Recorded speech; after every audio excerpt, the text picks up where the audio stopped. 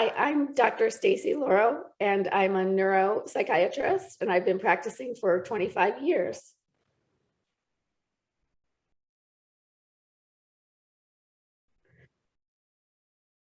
Okay.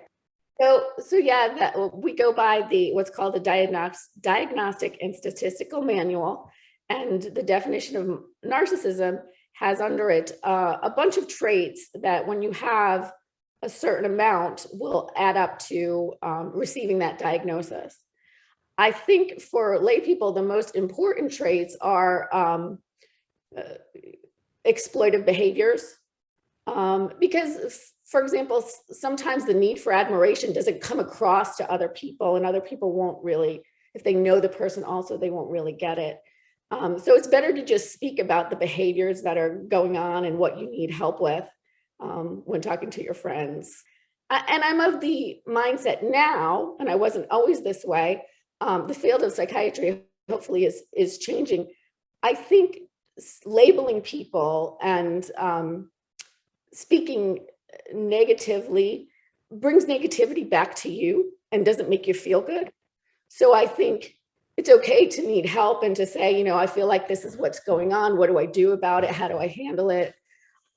Is okay. But when you start kind of ranting, it's off-putting to other people, and it brings negativity to you. Usually, what we call narcissists date empaths. There's a, yeah, it's not uncommon to find that, because what, quote, narcissists lack in empathy, they are attracted to in the empath. And same for the empath. The empath typically is attracted to the self-assuredness of a narcissist, or what we. An empath is somebody that, more typically than not, puts themselves in other people's shoes. Is somebody that it's sort of automatic for them. They're usually thinking about the other person more than they're thinking about themselves. They usually very easily understand and can sense how other people are feeling. Now, this is also why it's hard to label, because we all have some of these traits to an extent, and they're really all on a spectrum. Yes, and I will list them. So I'll just run through them so I don't forget any, but it's a grandiose sense of self-importance. And again, that doesn't always come through to other people. We just, when you're in a one-to-one relationship, you feel like you're not being considered. A preoccupation with fantasies of unlimited success, power, brilliance, beauty, or ideal love. And again, most people don't talk about that, so that's something you might not actually see. A belief that he or she is special and unique and can only be understood by or associated with other special or high status people or institutions. And again, you're not going to see them say that. So that's what makes it difficult. For what you're talking about. Why are you saying that? Yeah, exactly. A need for excessive admiration, a sense of entitlement, interpersonally exploitive behavior, a lack of empathy, envy of others, or a belief that others are envious of him or her, a demonstration of arrogant and haughty behaviors or attitudes. And even that, you can see sometimes we're all that. Sometimes, there's a spectrum that we all fall on, and we all are human. And so this is just more usually than not, this diagnosis, this person would act like that, and it would cause interpersonal relationship difficulties, especially with more intimate relationships. And when they're working, they're not going to say, I think I'm the best, and I don't know why I'm associating with you, Mr. Janitor, whatever they're thinking. Like most things in psychiatry, we don't have a test for it. It's a matter of interviewing. It's a matter of, our exam is watching how the person speaks, their tone of voice, their mannerisms, what they're saying, how they're saying it. Yeah.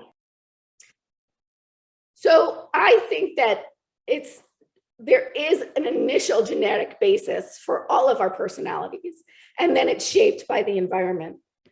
So I think both are correct. I think it's not necessarily trauma based. I've seen that it's not necessarily that, because if you think about it, there are a ton of people who've been through severe trauma, and they don't act that way. So really, there's sort of a basis to our personality in the beginning to start with. That is a great question. So it depends on the situation. Sometimes you need to avoid them. Sometimes they're just so toxic to you that you need to stay away. You also have to try to remember to not take it personally and to value yourself.